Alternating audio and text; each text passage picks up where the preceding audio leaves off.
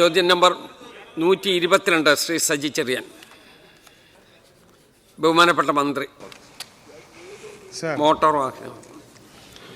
Motor വാഹന വകുപ്പിലെ സേവനങ്ങൾ കൂടുതൽ സുതാര്യവും ജനസൗഹൃദവുമാക്കുന്നതിന് വേണ്ടിയിട്ട്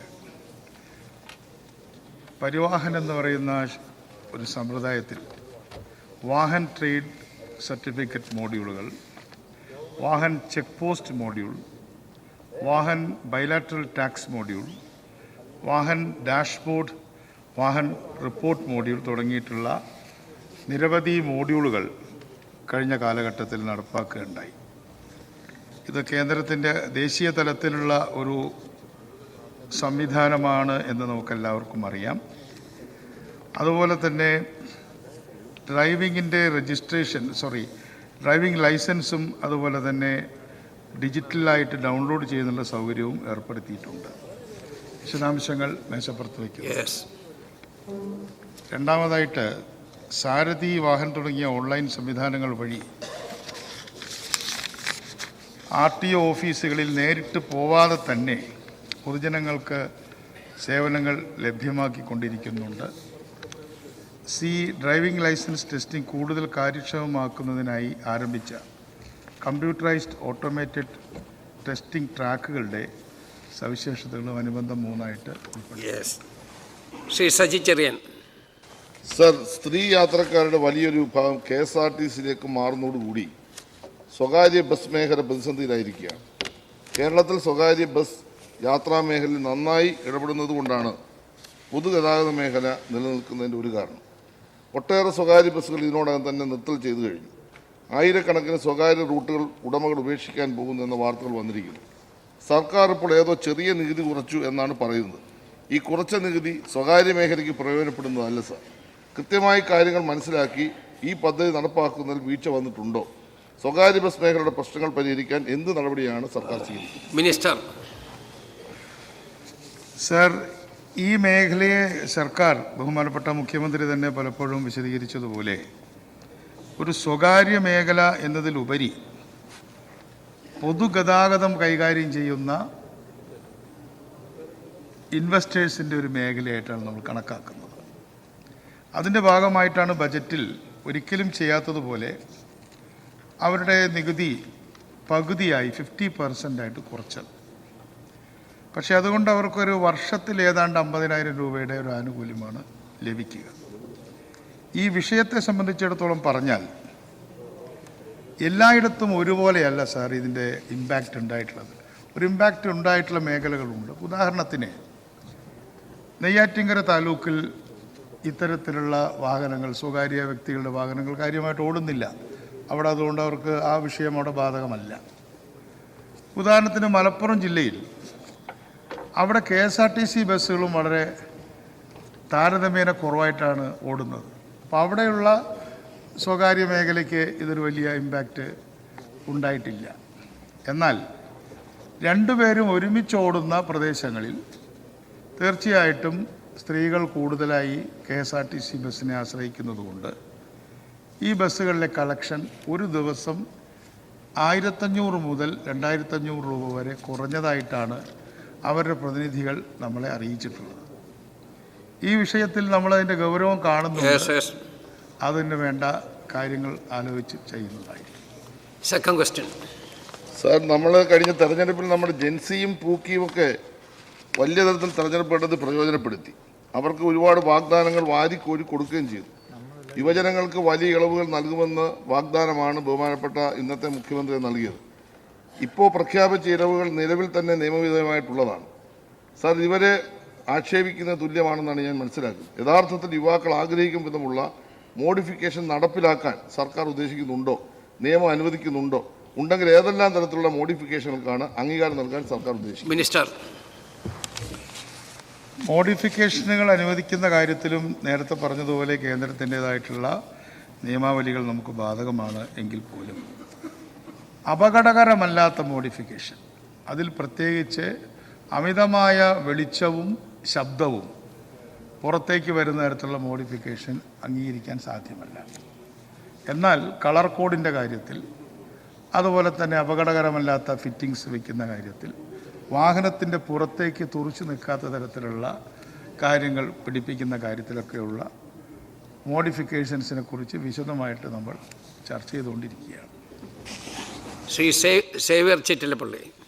സാർ, ഡ്രൈവിംഗ് ലൈസൻസ് ടെസ്റ്റുകൾക്കായി ഓൺലൈനായി സ്ലോട്ടുകൾ ബുക്ക് ചെയ്യുന്ന അപേക്ഷകർക്ക് നിശ്ചിത സമയക്രമം പാലിച്ച് ടെസ്റ്റ് നടത്തുന്നതിനും അനാവശ്യ കാലതാമസം ഒഴിവാക്കുന്നതിനുമായി പുതിയ സംവിധാനങ്ങൾ ഏർപ്പെടുത്തുന്നത് സർക്കാരിൻ്റെ പരിഗണനയിലുണ്ടോ? മിനിസ്റ്റർ. തീർച്ചയായിട്ടുമുണ്ട്. അതിൻ്റെ വിശദാംശങ്ങൾ നമ്മൾ ശ്രദ്ധിക്കുന്നുണ്ട്. കാലതാമസം ഒഴിവാക്കും. പ്രത്യേകിച്ചും ഈ നേരത്തെ നമ്മൾ പറഞ്ഞ മോഡ്യൂളുകളുണ്ടല്ലോ, അതിനകത്തൊക്കെ ഒരുപാട് ഹാങ്ങിങ് വരുന്നുണ്ട്. അപ്പം ഞാനിപ്പോൾ ഡൽഹിയിൽ ചെന്ന സമയത്ത് ബഹുമാനായ നിതിൻ ഗഡ്കരിജിയുമായി സംസാരിച്ചു. അപ്പോൾ അത് ദേശീയ തലത്തിൽ തന്നെ ആ തരത്തിലുള്ള ഒരു ഹാങ് ആവുന്നൊരു പ്രശ്നമുണ്ട്. അത് ഒരാഴ്ചക്കകത്തത് പരിഹരിക്കാമെന്ന് കേന്ദ്ര ഗവൺമെൻറ് പറഞ്ഞിട്ടുണ്ട്. അതിൻ്റെ സ്പീഡ് കൂട്ടുന്നതിന് വേണ്ടി ശ്രമിക്കുന്നു. Shri T M Sasi. Sir, driving ടെസ്റ്റിൻ്റെ നിലവാരം ഉയർത്തുന്നതിന് ഏറ്റവും ഗുണകരമായ ഒന്നായിരുന്നു കമ്പ്യൂട്ടറൈസ്ഡ് ഓട്ടോമാറ്റിക് ടെസ്റ്റിംഗ് ട്രാക്കുകൾ. എന്നാൽ നിലവിലിപ്പോൾ അത് സംസ്ഥാനത്ത് വേണ്ടതിൽ നടക്കുന്നില്ല എന്നാണ് മനസ്സിലാകുന്നത്. ഈ സംവിധാനം വകുപ്പിന് കീഴിൽ കാര്യക്ഷമമായി നടപ്പിലാക്കാൻ ഉദ്ദേശിക്കുന്നുണ്ടോ? അതിന് എന്തൊക്കെയാണ് തടസ്സങ്ങളെന്ന് വിശദീകരിക്കും. ഒപ്പം പരിഹരിച്ച് അത് നടപ്പിലാക്കിയാൽ അതിൻ്റെ സവിശേഷതകൾ എന്തൊക്കെയാണെന്ന് വ്യക്തമാക്കാം. മിനിസ്റ്റർ. തീർച്ചയായിട്ടും അത് പരിശോധിക്കും. അത് ചെയ്യുന്നതിന് വേണ്ടിയിട്ട് നമ്മൾ ശ്രമിച്ചുകൊണ്ടിരിക്കുകയാണ്. എൻ്റെ പ്രധാനപ്പെട്ട കാര്യം, നമുക്കത് ഒരു ഹാസിൽ ഫ്രീ എന്ന് വിളിക്കുന്ന തരത്തിൽ അവിടെ ചെന്ന് നമുക്ക് പെട്ടെന്ന് ട്രാക്കിൽ തന്നെ പോയി കഴിഞ്ഞാൽ എളുപ്പത്തിൽ തന്നെ മറ്റുള്ള ടെസ്റ്റുകളൊക്കെ എടുക്കുന്നതിൻ്റെ സാങ്കേതികമായിട്ടുള്ള കുറേ വിഷയങ്ങളിൽ നിന്ന് അവർക്ക് വിടുതൽ കിട്ടുന്നതാണ് ഞാൻ മനസ്സിലാക്കിയിട്ടുള്ളത്. എന്തായാലും അതിനു വേണ്ടിയിട്ടുള്ള ശ്രമങ്ങൾ കാര്യമായി ചെയ്തുകൊണ്ടിരിക്കുകയാണ്. Shri P P Sumod. Sir, നമ്മുടെ ഈ കേരളത്തിൽ കഴിഞ്ഞ ഒരു 20 വർഷമായി ഒട്ടേറെ ആളുകൾ ഡ്രൈവിംഗ് പുതുതായി പഠിക്കുന്നുണ്ട്. അത് നമ്മുടെ കേരളത്തിൽ വന്നൊരു മാറ്റമാണ്. ആ മാറ്റം കണ്ടുകൊണ്ട് കഴിഞ്ഞ സർക്കാർ പ്രത്യേകിച്ച് KSRTC കേന്ദ്രീകരിച്ച് ഡ്രൈവിംഗ് സ്കൂളുകൾ ആരംഭിച്ചിരുന്നു. ആ ഡ്രൈവിംഗ് സ്കൂളുകൾ ഫലപ്രദമായി ഇനിയും വിപുലപ്പെടുത്താനും ഒട്ടേറെ ആളുകൾക്ക് അത് പഠിക്കാനും ആവശ്യമായ സജ്ജീകരണങ്ങൾ കൂടുതൽ കാര്യക്ഷമമാക്കാമോ വ്യാപിപ്പിക്കാമോ എന്നാണ്. KSRTCയുടെ നിയന്ത്രണത്തിൽ മാത്രം ഡ്രൈവിംഗ് സ്കൂളുകൾ വന്നതുകൊണ്ട് ബഹുമാനപ്പെട്ട അംഗം ഉദ്ദേശിച്ച കാര്യം പൂർണ്ണമായി നടപ്പാക്കാൻ കഴിയും എന്ന് തോന്നുന്നില്ല സാർ. പക്ഷേ അത് നിലനിർത്തിക്കൊണ്ട് തന്നെ കൂടുതൽ എങ്ങനെ ആളുകളെ ഡ്രൈവിങ്ങിലേക്ക് കൊണ്ടുവരാൻ പറ്റും എന്നുള്ളത് നോക്കുകയാണ്. അപ്പോൾ ഇന്നലെ കിട്ടിയ കണക്കനുസരിച്ച് ഒരു മാസത്തിൽ 1.5 ലക്ഷം ആളുകളാണ് ഡ്രൈവിംഗ് ലൈസൻസുമായിട്ട് വരുന്നത്. അതിൽ പുതുക്കുന്നവരുമുണ്ട്, പുതിയവരുമുണ്ട്. പഴയ ലൈസൻസ് പുതുക്കുന്നവരും പുതിയ ആളുകളുണ്ട്. രണ്ടും കൂടെ 18 ലക്ഷമാണ് ഒരു വർഷത്തിൽ. അപ്പോൾ ഇത് തീർച്ചയായിട്ടും നമ്മളതിന് വേണ്ടുള്ള കാര്യങ്ങൾ ചെയ്യുന്നുണ്ട്. മാത്രമല്ല, നമ്മുടെ സ്കൂളുകളിൽ ബഹുമാനപ്പെട്ട വിദ്യാഭ്യാസ മന്ത്രിയുമായിട്ട് ആലോചിച്ച് +2 പഠിക്കുമ്പോൾ തന്നെ പ്രീ ലൈസൻസ് ട്രെയിനിങ്, ലൈസൻസ് എടുക്കുന്നതിന് മുമ്പായിട്ടുള്ള എന്താണ് വാഹനമെന്നും അതിൻ്റെ നിയമങ്ങളെന്നും ഒക്കെയുള്ള കാര്യങ്ങൾ കുട്ടികളെ പഠിപ്പിക്കുന്നതിന് വേണ്ടിയിട്ടുള്ള ഒരു കരിക്കുലത്തിൽ തന്നെ നമ്മളതിൽ ഇടപെടുന്നതിനെക്കുറിച്ച് ഗതാഗത വകുപ്പ് ചിന്തിക്കുന്നുണ്ട്. അത് വിദ്യാഭ്യാസ വകുപ്പുമായിട്ട് ആലോചിച്ച് 18 വയസ്സാകുമല്ലോ സാർ +2 കഴിയുമ്പോൾ. അത് കഴിയുന്ന സമയത്ത് തന്നെ ആ വെക്കേഷനോട് കൂടി നമ്മുടെ +2കാർക്കും +2കാരിക്കും വാഹനം ഓടിക്കാനുള്ളൊരു ലൈസൻസ് കൊടുക്കാനുള്ള ഒരു ബൃഹത് പദ്ധതി നമ്മൾ ആലോചിക്കുകയാണ് സാർ. ശ്രീ അൻവർ സാദത്ത്. സർ, നമ്മൾ KSRTCയിൽ പല റൂട്ടുകളും നിലവിൽ കട്ട് ചെയ്തേക്കും. ഇപ്പോൾ ആലുവയിൽ തന്നെ പല റൂട്ടുകളും നേരത്തെ KSRTC ബസ് ഓടിയിരുന്നതാണ്. പല കാരണങ്ങളും പറഞ്ഞ് ചില കളക്ഷൻ പറഞ്ഞു, പിന്നെ കോവിഡ് സമയത്ത് നിർത്തിയിട്ടുണ്ട്. അങ്ങനെ പല കാരണങ്ങളൊന്നും യാത്രക്കാർ ആ പ്രദേശത്തുകൂടെ പ്രൈവറ്റ് ബസ് ഇല്ലാനും. അപ്പോൾ അങ്ങനെയുള്ള സ്ഥലങ്ങളിൽ വീണ്ടും KSRTC ബസ് ഓടിച്ച് ജനങ്ങൾക്ക് വളരെ സുഗമമായി യാത്ര ചെയ്യാനും അവരുടെ ലക്ഷ്യസ്ഥാനത്ത് എത്താനുള്ള സാഹചര്യം ഉണ്ടാക്കുമ്പോൾ അങ്ങ് ലൈസൻസ് ഇല്ല എന്ന് പറഞ്ഞു കേട്ടു. അങ്ങ് ഇപ്പോൾ ലൈസൻസ് എടുക്കാൻ ഉദ്ദേശമുണ്ടോ എന്ന് പറഞ്ഞാൽ കൊള്ളാമെന്നൊരാഗ്രഹമുണ്ട്. മിനിസ്റ്റർ. അവസാനം പറഞ്ഞ കാര്യം പിന്നീട് ആലോചിക്കാം.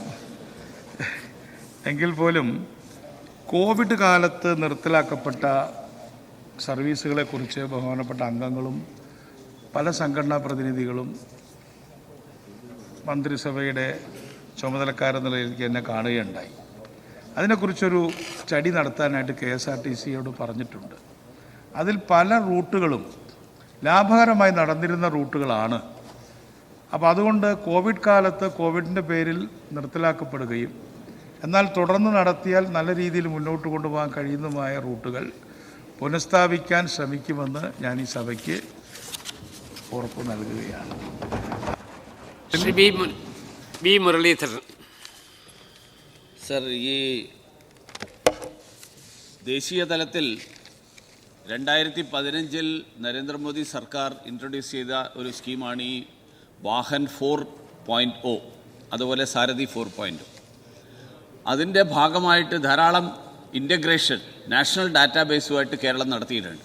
പക്ഷേ കേരളം നേരിടുന്ന ഒരു പ്രധാനപ്പെട്ട പ്രശ്നം, ഏറ്റവും കൂടുതൽ വാഹന സാന്ദ്രതയുള്ള സംസ്ഥാനമാണ് കേരളം. 1000 പേർക്ക് 550 വാഹനം, ഇതാണ് നമ്മുടെ കണക്ക്. അതനുസരിച്ച് RTO ഓഫീസുകളിൽ ഏറ്റവും കൂടുതൽ തിരക്ക് അനുഭവപ്പെടുന്ന സംസ്ഥാനങ്ങളിലൊന്നും കേരളമാണ്. അപ്പോൾ ആ RTO ഓഫീസുകളിൽ അതിൻ്റെ ഫലമായിട്ട്, അതിൻ്റെ ഭാഗമായിട്ട് ഉണ്ടാകുന്ന കാലതാമസം, നേരത്തെ ബഹുമാന്യമായിട്ടുള്ള മന്ത്രി പറഞ്ഞതുപോലെ സിസ്റ്റം ഹാങ് ആവുന്ന പ്രശ്നം, ഈ പ്രശ്നങ്ങൾക്ക് പരിഹാരം എന്നുള്ള നിലയിൽ RTO ഓഫീസുകളുടെ സ്റ്റാഫിൻ്റെ എണ്ണം വർദ്ധിപ്പിക്കൽ, അവിടുത്തെ ബാക്കി സൗകര്യങ്ങൾ വർദ്ധിപ്പിക്കൽ, ഈ കാര്യത്തിൽ എന്താണ് സർക്കാർ എടുത്തിരിക്കുന്ന നിലപാട്? മിനിസ്റ്റർ. സർ, വളരെ പ്രസക്തമായിട്ടുള്ള ഒരു ചോദ്യമാണത്. ഇന്ന് പല RTO ഓഫീസുകളിലും വീർപ്പ് മുട്ടുകയാണ്. അവിടെ ആളുകൾക്ക് വരാൻ പറ്റുന്നില്ല, ഇരിക്കാൻ പറ്റുന്നില്ല. ഉദാഹരണത്തിന് മലപ്പുറത്തൊക്കെ വളരെ പഴയ ഒരു കെട്ടിടത്തിലാണ് RTO ഓഫീസ് വർക്ക് ചെയ്യുന്നത്. അപ്പോൾ അതിനെക്കുറിച്ച് സമഗ്രമായിട്ട് ചിന്തിച്ചുകൊണ്ട് ഒരു വർഷത്തിനകത്ത് RTO ഓഫീസുകളെല്ലാം മെച്ചപ്പെടുത്തുന്നതിന് വേണ്ടിയിട്ടുള്ള ഒരു പരിശ്രമമുണ്ട്. കേന്ദ്ര ഗവൺമെൻറ്റിൻ്റെ അന്ന് അവർ ഇൻട്രൊഡ്യൂസ് ചെയ്തിട്ടുള്ള നാഷണൽ ലെവൽ നെറ്റ്വർക്കുകളുമായിട്ട് കൂടുതൽ ഇൻ്റഗ്രേറ്റ് ചെയ്യുകയും ഈ ചലാനുമായിട്ട് അതിനെ കണക്ട് ചെയ്യാനുള്ള നടപടികൾ ഞാൻ അന്ന് ബഹുമാനപ്പെട്ട കേന്ദ്രമന്ത്രിയെ കണ്ടപ്പോൾ സംസാരിച്ചിട്ടുണ്ട്. ശ്രീ PK ഫിറോസ്. സംസ്ഥാനത്ത് കഴിഞ്ഞ തവണ നടപ്പിലാക്കിയ ഡ്രൈവിംഗ് ടെസ്റ്റിലെ പരിഷ്കാരങ്ങൾ കാരണം ലേണിങ്ങിനൊരു സ്ലോട്ട് കിട്ടാതെ, ഡ്രൈവിംഗ് ടെസ്റ്റിനൊരു സ്ലോട്ട് കിട്ടാതെ ലക്ഷക്കണക്കിന് ആളുകൾ ക്യൂ നിൽക്കുന്നൊരു കാഴ്ചയുണ്ട്. ഇപ്പോൾ എൻ്റെ നിയോജകമണ്ഡലമായ കൊടുവള്ളി RTO ഓഫീസിൽ ഞാൻ ചെന്നപ്പോൾ അവർ പറഞ്ഞ പ്രധാനപ്പെട്ട പ്രശ്നം, ഒന്ന് കഴിഞ്ഞ പരിഷ്കാരം, ഒരു ദിവസം ലിമിറ്റ് ചെയ്തു, ഈ ഡ്രൈവിംഗ് ടെസ്റ്റിൻ്റെ എണ്ണം ലിമിറ്റ് ചെയ്തു. മറ്റൊന്ന് 4 MVA വേണ്ടിടത്ത് 1 MVA ആണ് എൻ്റെ നിയോജകമണ്ഡലമായ കൊടുവള്ളി RTO ഓഫീസിലുള്ളത്. അപ്പോൾ അതിനൊരു പരിഹാരമായി നിർദ്ദേശിക്കാനുള്ളത്, ഈ എൻഫോഴ്സ്മെൻറ്റും അതുപോലെ തന്നെ RTO ഓഫീസിലെ ഉദ്യോഗസ്ഥന്മാരെ മെർജ് ചെയ്താൽ ഒരു പരിധി വരെ അത് പരിഹരിക്കാൻ സാധിക്കുമെന്നും, അതുപോലെ തന്നെ ഈ പരിഷ്കാരത്തിൽ ചില മാറ്റങ്ങൾ വരുത്തിയാൽ ഇപ്പോൾ ആളുകൾ കാത്തു നിൽക്കുന്ന ഈ സിസ്റ്റം ഒരു പരിഹാരമാക്കാൻ സാധിക്കും എന്നൊരു നിർദ്ദേശം മുമ്പോട്ട് വെക്കുകയാണ് ബഹുമാനപ്പെട്ട മന്ത്രിയുടെ അഭിപ്രായം. നമ്മുടെ മോട്ടോർ വാഹന വകുപ്പിൻ്റെ സ്റ്റാഫ് സ്ട്രെങ്തിനെ കുറിച്ചാണ് എല്ലാവരും ഇപ്പോൾ പറഞ്ഞതിൻ്റെ ഉള്ളടക്കത്തിൽ നമുക്ക് കാണാൻ കഴിയുന്നത്. തീർച്ചയായിട്ടും അത് വളരെ വിശദമായൊരു പഠനം വേണ്ടി വരുന്നൊരു കാര്യമാണ്. ഒറ്റ വാക്കിൽ അത് ആളുകളുടെ എണ്ണം കൂട്ടാമെന്ന് പറയാൻ കഴിയില്ല എന്ന് സാർ അറിയാമല്ലോ. അപ്പോൾ അതിനുവേണ്ടി നമ്മൾ സമഗ്രമായ വകുപ്പിലെ ആളുകളുടെ സ്റ്റാഫ് സ്ട്രെങ്തും ഇപ്പോൾ ഡിമാൻഡും തമ്മിലുള്ള ബന്ധം വെച്ചുകൊണ്ട് നമുക്കത് ഗൗരവമായ തരത്തിൽ പഠിച്ച് ചെയ്യാവുന്നതാണ്. ശ്രീ ജ്യോതികുമാർ ചാമക്കാല. സാർ, ഈ KSRTCയിൽ സമീപകാലത്ത് മാർക്കറ്റിൽ ഡിമാൻഡില്ലാത്ത വാഹനങ്ങൾ വാങ്ങിക്കൂട്ടിയതായി അങ്ങയുടെ ശ്രദ്ധയിൽപ്പെട്ടിട്ടുണ്ടോ? സാർ, അതുമായി ബന്ധപ്പെട്ട് ആ വാഹനങ്ങൾ ചോർന്നൊലിക്കുന്നതായും അതിൻ്റെ ചേസിസുകൾ കട്ടാകുന്നതായും അങ്ങയുടെ ശ്രദ്ധയിൽപ്പെട്ടിട്ടുണ്ടോ? ബസ് ബോഡി കോഡ്, സെൻട്രൽ ഗവൺമെൻറ്റിൻ്റെ ഭാഗമായിട്ട് ഇംപ്ലിമെൻ്റ് ചെയ്തിട്ടുള്ള ബസ് ബോഡി കോഡ്, അത് ഡയല്യൂട്ട് ചെയ്യണമെന്ന് സംസ്ഥാന KSRTCക്ക് വേണ്ടി തന്നെ ആവശ്യമുയർന്നു. അതിൻ്റെ അടിസ്ഥാനത്തിൽ ബസ് ബോഡി കോഡ് ഡയല്യൂട്ട് ചെയ്തതായി അങ്ങയുടെ ശ്രദ്ധയിൽപ്പെട്ടിട്ടുണ്ട്. മിനിസ്റ്റർ. ഇത്തരം കാര്യങ്ങൾ ഔദ്യോഗികമായിട്ട് എൻ്റെ ശ്രദ്ധയിൽപ്പെട്ടിട്ടില്ല. ശ്രദ്ധയിൽപ്പെടുത്തുകയാണെങ്കിൽ അത് പരിശോധിക്കുന്നതായിരിക്കും. ശ്രീ UR പ്രദീപ്. സാർ, എൻ്റെ മണ്ഡലത്തിൽ 9 പഞ്ചായത്തുകളാണുള്ളത്. ആ 9 പഞ്ചായത്തിലായി അതിൽ പഴയന്നൂർ, തിരുവില്ലാമല, പഴയന്നൂർ, കൊണ്ടാഴി എന്ന പഞ്ചായത്തുകൾ അവിടുത്തെ ഓട്ടോറിക്ഷ തൊഴിലാളികൾക്ക് മീറ്റർ ടെസ്റ്റ് നടത്തണമെങ്കിൽ തൊട്ടപ്പുറത്തുള്ള വടക്കാഞ്ചേരി മണ്ഡലത്തിലേക്ക് ഏകദേശം 26 കിലോമീറ്റർ ദൂരം സഞ്ചരിച്ച് വേണം മീറ്റർ ടെസ്റ്റ് നടത്താൻ വേണ്ടിയിട്ട് അവർ പോകും. അപ്പോൾ ഒരു ആവശ്യം നമുക്കാണെങ്കിൽ ഇവർക്ക് നേരത്തെ ഇവിടെ പറഞ്ഞ പോലെ ജോലി ഭാരം കൂടുതലുള്ളതുകൊണ്ട്, ഭൂവിസ്തൃതി കൂടുതലുള്ളതുകൊണ്ട് അവർക്ക് ഓടിയെത്താനും ചെയ്യാനും സമയബന്ധമായി കഴിയുന്നില്ല. നമുക്ക് ഈ പഴയന്നൂർ പഞ്ചായത്ത് കേന്ദ്രീകരിച്ച് കേന്ദ്രം ഒരുക്കി തന്നാൽ അതിനകത്ത് അവിടെ ടെസ്റ്റ് നടത്തി കൊടുക്കാൻ വേണ്ടി ഒരു സൗകര്യം ഏർപ്പെടുത്തി തരാൻ കഴിയുമോ? അതാണ് സാർ എൻ്റെ ചോദ്യം. മിനിസ്റ്റർ. ഇതുകൊണ്ട് ചെയ്യാൻ ശ്രമിക്കാം sir. Yes. Shri T J Vinod. ഇന്ത്യയിൽ ആദ്യമായി നിയമം മൂലം മെട്രോപൊളിറ്റൻ ട്രാൻസ്പോർട്ട് അതോറിറ്റി നടപ്പാക്കിയ നഗരമാണ് കൊച്ചി. ബഹുമാനപ്പെട്ട ധനകാര്യ വകുപ്പ് മന്ത്രി ഇത്തവണ അവതരിപ്പിച്ച ബഡ്ജറ്റിൽ തിരുവനന്തപുരത്തും കോഴിക്കോടും മെട്രോപൊളിറ്റൻ ട്രാൻസ്പോർട്ട് അതോറിറ്റി രൂപീകരിക്കുമെന്ന് സൂചിപ്പിച്ചിട്ടുണ്ട്. സാർ, എറണാകുളത്തെ മെട്രോപൊളിറ്റൻ ട്രാൻസ്പോർട്ട് അതോറിറ്റിയുടെ സ്ഥിതി വളരെ പരിതാപകരമാണ്. സാർ, ഈ പദ്ധതി നടപ്പാക്കുമ്പോൾ റെയിലും റോഡും ബോട്ട് സർവീസും എല്ലാം സംയോജിപ്പിച്ച് ഒറ്റ വൺ ടിക്കറ്റിലൂടെ ഇത് ജനങ്ങൾക്ക് പ്രയോജനപ്പെടുത്തുമെന്നുള്ള വലിയ പ്രതീക്ഷയിലായിരുന്നു നടപ്പാക്കിയത്. വളരെ ശോചനീയമാണ് സാർ ഇപ്പോൾ മെട്രോപൊളിറ്റൻ ട്രാൻസ്പോർട്ട് അതോറിറ്റിയുടെ അവസ്ഥ. അത് പരിഹരിക്കാൻ ഗവൺമെൻറ് അടിയന്തരമായി ഇടപെടുമോ എന്ന് മിനിസ്റ്റർ. ഈ വിഷയം ശ്രദ്ധയിൽപ്പെട്ടിട്ടുണ്ട്. വളരെ വേഗം തന്നെ ആ വിഷയത്തിൽ ഇടപെട്ട് പരിഹാരം കണ്ടെത്തുന്നതാണ്. Shri T P Ashraf Ali. Sir, ഇപ്പോൾ ഒരു AMVAയ്ക്ക് കീഴിൽ 40 പേർക്കാണ് ഒരു ദിവസം ലേണേഴ്സ് ടെസ്റ്റ് എഴുതുന്നതിന് വേണ്ടിയുള്ള അനുമതിയുള്ളത്. MVAമാരുടെ കുറവുകൾ മൂലം നിരവധിയായ അപേക്ഷകൾ വരികയും അപേക്ഷകൾക്ക് 6 മാസത്തോളം കാലതാമസം ഉണ്ടാവുകയും ചെയ്ത സാഹചര്യമുണ്ട്. ഇതുമൂലം സ്റ്റേറ്റിന് പുറത്തേക്ക് പോയി ലൈസൻസ് എടുക്കുന്നതും ഇപ്പോൾ വ്യാപകമായി വന്നുകൊണ്ടിരിക്കുകയാണ്. നമ്മുടെ സ്റ്റേറ്റിൻ്റെ റവന്യൂവിൽ തന്നെ അത് കാര്യമായി ബാധിക്കുന്ന ഒന്നാണ്. സാർ, ഒന്നുകിൽ ഈ 40 എന്നുള്ള ഒരു ദിവസം നൽകാവുന്ന ലേണേഴ്സ് ടെസ്റ്റിൻ്റെ എണ്ണം വർദ്ധിപ്പിച്ചോ അതല്ലെങ്കിൽ MVAമാരെ നിയമിച്ചോ ഈ വിഷയത്തിന് ഒരു പരിഹാരം ഉണ്ടാകാൻ സർക്കാർ ഉദ്ദേശിക്കുന്നുണ്ടോ എന്നുള്ളത്. മിനിസ്റ്റർ. ഞാൻ നേരത്തെ സൂചിപ്പിച്ചതുപോലെ വളരെ വലിയൊരു പ്രഷറാണ് ഓഫീസുകൾ നേരിടുന്നത്. അത് സമഗ്രമായ തരത്തിൽ അതിനെക്കുറിച്ചൊരു പഠനം നടത്തിക്കൊണ്ടത് പരിഹരിക്കാൻ അടിയന്തര നടപടികൾ സ്വീകരിക്കുന്നതാണ്. ശ്രീ മുഹമ്മദ് ഷിയാസ്. നമ്മുടെ മോട്ടോർ വാഹന വകുപ്പിൽ നിരവധിയായിട്ടുള്ള സേവനങ്ങൾ നൽകുന്നുണ്ട്. ഓൺലൈനായി നൽകുന്ന ഈ സേവനങ്ങൾ അത് ഫലപ്രദമാണോ എന്നുള്ളത് ഒരു പരിശോധന നടത്താൻ മന്ത്രി തയ്യാറാകുമോ? മിനിസ്റ്റർ. ഒരു ക്വസ്റ്റ്യൻ കൂടി. ഇത്തരത്തിലുള്ള കാര്യങ്ങളിൽ മോട്ടോർ വാഹന വകുപ്പ് നടപ്പിലാക്കുന്ന ഈ പദ്ധതികളിൽ നമ്മൾ അതിനകത്ത് എത്രത്തോളം പോരായ്മകളുണ്ട് അല്ലെങ്കിൽ കാലഘട്ടത്തിനനുസൃതമായിട്ടുള്ള മാറ്റങ്ങൾ അതിനകത്ത് വേണം. ഇപ്പോൾ 90 ദിവസമാണ് എൻ്റെ നിയോജകമണ്ഡലമായ മട്ടാഞ്ചേരി സബ് റീജിയണൽ ഓഫീസിൽ ലേണേഴ്സിന് വേണ്ടി കൊടുത്താൽ 90 ദിവസം കഴിഞ്ഞിട്ടാണ് സ്ലോട്ട് കിട്ടുള്ളൂ. അപ്പോൾ അത് തന്നെ എത്ര ദിവസം കാത്തിരിക്കണം? കുട്ടികൾ പെട്ടെന്ന് ലൈസൻസിന് വിദേശത്തൊക്കെ പോകാൻ ആവശ്യമുള്ള കുട്ടികളൊക്കെ ഉണ്ടാവും. അപ്പോൾ 90 ദിവസം ലേണേഴ്സിന് വേണ്ടി കാത്തിരിക്കേണ്ട ഒരു അവസ്ഥയാണ്. അവിടെ ഓഫീസിലേക്ക് കയറാൻ പോലും കഴിയാത്ത അവസ്ഥയാണ്. അത്ര നടന്നു പോകാൻ കഴിയില്ല. മഴ പെയ്താൽ അവിടെ വെള്ളക്കെട്ടാണ്. അതുമാത്രമല്ല, ഓഫീസ് ചോരുന്ന ഓഫീസാണ്. സിസ്റ്റങ്ങൾ തകരാറിലാണ്. പലപ്പോഴും ഓൺലൈൻ സംവിധാനങ്ങൾ കിട്ടുന്നില്ല. വാഹനമുള്ളത് തന്നെ ഡീസൽ അടിക്കാനുള്ള പണമില്ല എന്ന് പറഞ്ഞ് വാഹനങ്ങൾ ഓടുന്നുമില്ല. അപ്പോൾ ഇത്തരത്തിലുള്ള പോരായ്മകൾ കേരളത്തിലെ എല്ലാ സ്ഥലങ്ങളിലും ഉണ്ടാകും, ഭൂരിഭാഗം സ്ഥലങ്ങളിലും ഉണ്ടാകുമെന്നാണ് ഞാൻ കരുതുന്നത്. അത് പരിശോധിക്കാനും അത് നടപടി സ്വീകരിക്കാനും ഉടനെ തന്നെ നടപടി സ്വീകരിക്കാനും സമയബന്ധിതമായി സ്വീകരിക്കാനും തയ്യാറാകുമോ എന്നുള്ളതാണ് ചോദ്യം. മിനിസ്റ്റർ. ഡിപ്പാർട്ട്മെൻറ്റിനെ അനുവദിച്ചിട്ടുള്ള തുക വെച്ചിട്ടാണല്ലോ നമ്മൾ എൻ്റെ എക്സ്പാൻഷൻസ് ചെയ്യുന്നത്. അപ്പോൾ ആ തുക വെച്ച് അല്ലെങ്കിൽ പ്ലാൻ അനുസരിച്ച് നമുക്ക് ചെയ്യുന്നതിന് കുറേ തടസ്സങ്ങളുണ്ട്. പക്ഷേ എങ്കിലും ഞങ്ങൾ ഡിപ്പാർട്ട്മെൻ്റ് എന്ന രീതിയിൽ ചില നിർദ്ദേശങ്ങൾ മുന്നോട്ട് വെച്ചിട്ടുണ്ട്. ഈ വർഷം 8773 കോടി രൂപയാണ് ടാക്സായിട്ട് കിട്ടുമെന്ന് ബജറ്റിൽ എസ്റ്റിമേറ്റ് ചെയ്തിട്ടുള്ളത്. കഴിഞ്ഞ പ്രാവശ്യം 7500 കോടിയിലധികം രൂപ കിട്ടിയിട്ടുണ്ട്. അതിൽ 2-3% ഇതിൻ്റെ എക്സ്പാൻഷന് വേണ്ടി വയ്ക്കുകയാണെങ്കിൽ തീർച്ചയായിട്ടും ആ തുകയിലധികം നമ്മൾ ചിലവാക്കുന്ന തുകയിലധികം തുക ഗവൺമെൻറ്റിലേക്ക് വരികയും ഗവൺമെൻറ്റിൻ്റെ ടാക്സ് കളക്ട് ചെയ്യുന്നൊരു വകുപ്പെന്ന രീതിയിൽ ആ ഡിപ്പാർട്ട്മെൻറ്റിൻ്റെ വികസനം ടാക്സ് കൂടുന്നതിന് സഹായകമാകും എന്ന അഭിപ്രായവും ഡിപ്പാർട്ട്മെൻറ്റിൽ ഉണ്ട്. അതെല്ലാം വിശദമായ ചർച്ച ചെയ്ത് എടുക്കേണ്ട തീരുമാനങ്ങളാണ് സാർ.